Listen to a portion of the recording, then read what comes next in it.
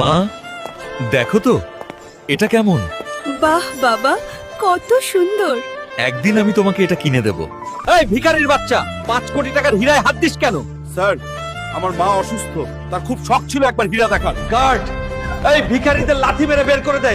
এই বুড়িটাকেও ছাড়বি না। এই অপমান আমি সহ্য করব না রে।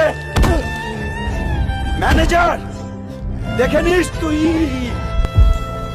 এই প্রতিশোধ আমি নেবই। দেখে নিস ম্যানেজার। কষ্ট পেও না মা, আমি এই শোরুমটাই তোমাকে কিনে দেব। থাক বাবা, বাদ দে, আমরা গরিব মানুষ। মাকে তো বললাম শোরুম কিনে দেব। এখন এত টাকা কিভাবে পাবো? আমাজন জঙ্গলের ভিতর আগুন দানবের কাছে একটি হীরা রয়েছে, যে আনতে পারবে সে পাবে 1 কোটি টাকা পুরস্কার। আমার এই হীরা চাই।